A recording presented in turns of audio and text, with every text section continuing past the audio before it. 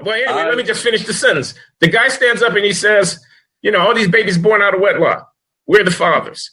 He stands up and he says, bodies left and right everywhere I look, guys with guns killing each other. What's all about that? He says, we need to get our stuff together in the African-American community. He uses the occasion of Aretha Franklin's funeral to make that speech.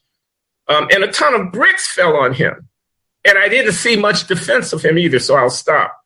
My question is, why is there not more vigorous debate if, as you say, the basic tenor of social issue orientation amongst African-Americans is conservative? Because I don't see that reflected at all in either the political or the intellectual public leadership of the African-American community.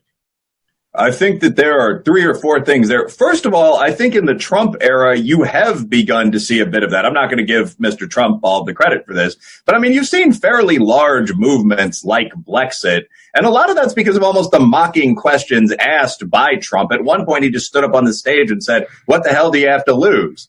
And a couple of days after that, he started polling at 18 to 20% among black men, which isn't bad for a GOP candidate. So, I mean, that I think is a very insightful question for all of Trump's bluster and foolhardiness. I mean, it's, what do you have to lose? If you're living in Maxine Waters' congressional district, what do you think is going to get worse? So I think you have seen people start effectively asking that question in the social media era. But 2, there are other components. Point 2, I think, is that people who do ask that question historically, what have we gotten from the left-wing alliances the race is currently entangled in, have tended to be attacked by multi-ethnic sort of left-wing coalitions. Bill Cosby is the classic example. The minister that you mentioned, I know who you're talking about. I don't remember his name either, but I know exactly who you're talking about. I think it's Casper Williams. Or Jasper. Jasper. Okay. With a J. Jasper Williams is his name. Yeah, okay. I mean, yeah, I'm not surprised that happened to him.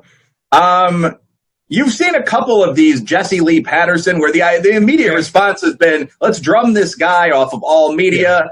Yeah. As I recall, Michael Eric Dyson maybe wrote a book about Bill Cosby that was subtitled, Has the Black Underclass Screwed Up, or Has Bill Cosby Lost His Mind? So, I mean, obviously that's a second component of this, and something I considered before writing just sort of a mainstream center-right book. I mean, a book that I hope to be a bestseller. There are no swastikas on the back cover. But the question is, are you going to be attacked? Are you going to spend hours dealing with BS? Okay, well, wait a minute. There are no swastikas on it, but Regnery Press, I mean, come on. We know what that is. That's a right-wing press. They have an agenda, and they've been having one for 40 years, as far as I can tell. No, the book itself, so there are a couple of things. The book itself, first of all, one component here, again, is about the Overton windows in society. So I didn't just explain to people what that is. Not everybody knows what an Overton window is. An Overton window is the area of acceptable conversation that you can have without being attacked. Mm-hmm. I think the right to a certain extent, but the left dramatically have been shrinking Overtons recently.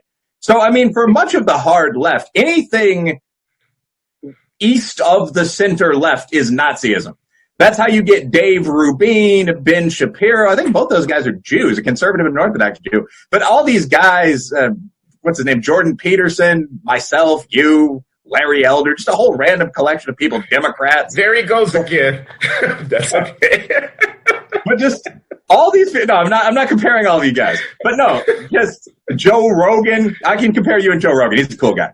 But the point is that all of these people are labeled as Nazis by a component of the left. So we're talking about shrinking Overtons. Where I'm going with this is I didn't just pitch the book, Hate Crime Hoax, to Regnery.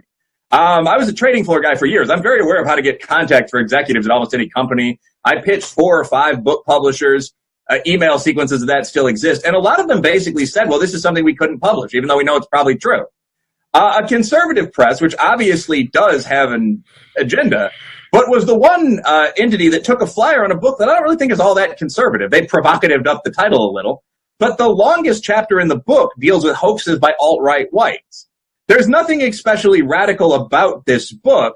What's radical to many people is the idea that you're saying something outside this very narrow, politically correct window of acceptable discussion.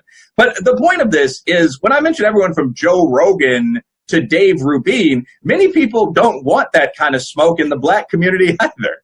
I mean, a lot of black business people off the record will say, at any golf course, will say exactly what we're saying. They just don't want to go on CNN and say it and be called an Uncle Tom for a year. So I think that point one, there are these massive attacks against forbidden speech. And it's not just against blacks anymore, if it ever was. I mean, you're seeing these massive retaliations for relatively mundane things. I'm no fan of Roseanne Barr at all, but I mean, she took a picture of Valerie Jarrett and said she looked like the princess character from Planet of the Apes. And her show, which was #1 on television, was canceled. Now, unacceptable joke, sure. An apology, sure. But people are losing hundreds of millions of dollars. Donald Sterling had to sell the Clippers because of this kind of thing. And I think a lot of people just say, no, I don't want to be involved in that. I don't want to be involved in the race debate, the class debate in America. It's become too ugly. So 1, 18% of people now are moving that way. 2, no one needs that level of heat. But I think 3, probably the most important, the average black person, middle to upper middle class, African-American, raised in a black family, goes to a black church, really believes the race narrative. This is one thing I often have to correct white friends on. They'll say, well, Al Sharpton, Jesse Jackson, those guys are just race hustlers. And so are the people that follow them. No one could believe that. When I talk to my students, though, people do passionately believe this. The main reason for black affiliation with loyalty to the left of the, or the center of the Democratic Party is this idea that racism is everywhere. Virtually any problem in the black community by a traditional black leftist academic will be blamed on racism. This is simply a fact. Test score gaps, racism. Single-parent homes, racism. Black people participating less in the Sierra Club, racism. So this whole idea of white privilege, cultural appropriation, Black Lives Matter, and now in the social media world, you've seen the publicization of almost literally every confrontation between a black and a white. You know, pool party Paula, coupon Carl, barbecue Becky. So many people believe that as corrupt as many black elected officials are, they're the only bulwark against the Klan. I guarantee the New York Times has this year and for the past 10 years run the headline, KKK rising again. So this idea has convinced a lot of people they need to go with the lesser of two evils to fight literal Nazis.